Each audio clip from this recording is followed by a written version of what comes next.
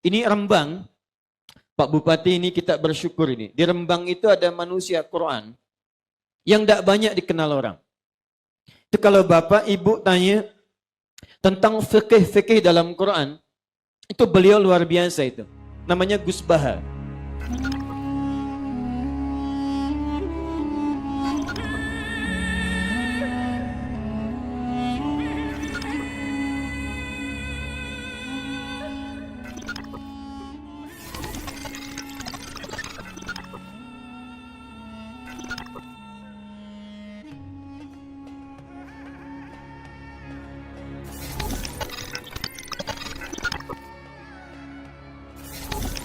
Saya pernah ditanya sama seorang dosen, Gus, saya ini ngaji hadis banyak, tapi ada yang saya tidak paham, yaitu mangkola la ilaha illallah dakhalal jannah, ada kalimat wa in zana wa in saroko.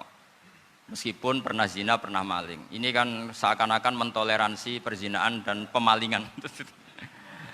Terus saya bilang, oh makna hadis itu seperti ini. Jadi kebenaran absolut, kebenaran yang mutlak itu tidak akan terganggu oleh status perilaku seseorang. Saya berkali-kali memberi contoh. Orang yang ditangkap KPK akan bilang 1 tambah 1 2. KPK-nya juga bilang 2. Rivalitas dalam politik, Pak Prabowo ya bilang 2, Pak Jokowi juga bilang 2. Orang yang zaniyah, yang lonte pun akan bilang 2. Muftinya juga bilang 2. Ketua MUI-nya juga bilang 2. Artinya gini, kebenaran yang absolut adalah kebenaran yang siapapun akan meyakini seperti itu. Seperti 1 ditambah 1 2. Kamu punya musuh bilang 2. Kalau ibu-ibu ini punya maru, ya marunya bilang 2 tadi tambah mama. Enggak tahu saya terjemahnya apa tadi. Nah, kebenaran yang absolut itu kebenaran yang siapapun pasti mengakui. Dan uniknya begini, saya pernah ngaji acara himmah, acara pondok sarang di Demak. Kalau kamu bilang 1 ditambah 1 menjadi 2, untuk mengatakan 2 itu kamu butuh hadiah enggak? Mereka semua jawab enggak. Kita semua enjoy saja mengatakan tembok itu putih. Kenapa? Karena memang putih. Kita mengatakan 1 tambah 1 2 karena memang kita tanpa presentasi dapat hadiah, dapat penghormatan. Kenapa untuk mengatakan Allah itu Tuhan kita butuh surga? Memangnya kalau tidak ada surga Allah tidak jadi Tuhan? Ini problem orang soleh-soleh yang terlalu pesimis. Makanya nanti orang-orang soleh itu masuk surganya berat. Tapi kalau orang alim lebih gampang kira-kira seperti itu.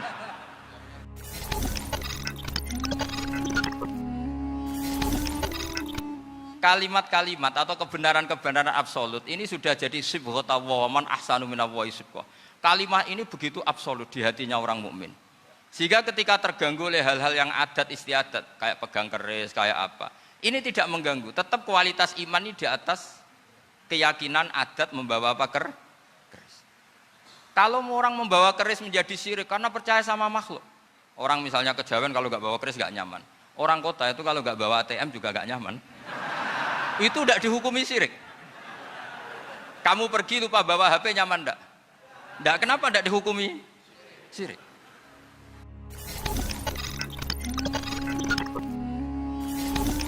Saya termasuk ulama yang mau bikin gerakan cangkem elek. Karena nanti kalau saya nisbatkan ke Rasulullah itu tidak pantas, karena Nabi ahsanan nasi khalqau wa khuluqa. Tapi saya siap jadi bempernya Rasulullah sallallahu alaihi wasallam. Pernah ada diskusi di Jakarta, ini kisah nyata. Apa dalilnya setelah sholat salaman? Mana hadisnya? Itu dijawab hadisnya tentu kita kesulitan. Kalaupun ada hadisnya dhaif semua yang masalah musafahah. Akhirnya mau tidak mau dijawab pakai cangkem elek. Boleh enggak kamu setelah salam nyalain HP yang off? Boleh. Boleh enggak ke kamar mandi? Boleh. Oh berarti kencing boleh, nyalain HP boleh, yang enggak boleh itu ingat Allah. Karena mereka mengkritik wiridan, ngeritik salah salam. Akhirnya mikir deh. Ada enggak hadisnya orang setelah sholat nyalain HP? Enggak ada kan? Tapi mereka nyalain HP enggak hambatan, tapi untuk salaman masalahkan. Ke kamar mandi boleh, tapi untuk wiridan enggak boleh. Akhirnya mereka sadar, oh iya. Lama-lama dibisi gini yang kelompok itu. Kamu itu korban aliran supaya kamu enggak ingat Allah, ingatnya HP-nya. Sehingga orang wiridan kamu kritik, orang nyalain HP enggak kamu kritik. Itu kelompok itu adalah kelompok orang-orang yang supaya orang Islam itu lupa Tuhannya. Itu gerakan cangkem elek, tapi jadikan orang sadar.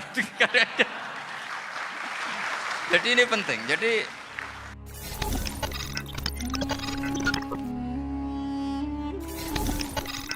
Ada orang tanya, ya Pak Kiai kalau setan dibakar di neraka panasan enggak? Ya panasan. Lo kan setan dari api, ngapain harus panasan? Kan materinya sama. Terus Kak Kiai tadi gak kesulitan, dia ngambil pasir, disawero di wajahnya. Wah sakit Kiai, kamu kan dari tanah, kena tanah kok. Jadi itu ada sekian, artinya gini ya, kalau kesulitan jawab pakai baik-baik ya sudah pakai cangkem melek itu aja karena.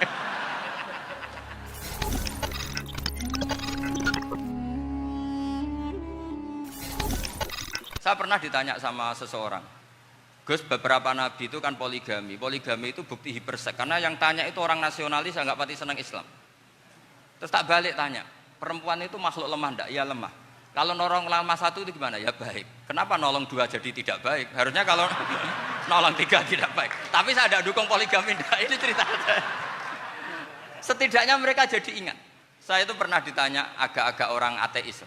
Dia benci Islam tapi neliti Islam. Pertanyaan kedua, kenapa dalam perang itu seakan-akan Nabi itu perampok, hartanya orang kafir disita kemudian menjadi ghanimah, itu kan kayak ngerampok. Terus saya tanya gini, kalau ada penjahat ke rumah kamu kemudian pakai senjata api, setelah kamu ringkus, itu senjata api kamu kembalikan apa kamu sita? Oh ya saya sita, kalau tak kembalikan dipakai ngerampok lagi. Ya sama seperti itu, kalau kekuatan mereka dikembalikan akan dipakai kekuatan mereka lagi.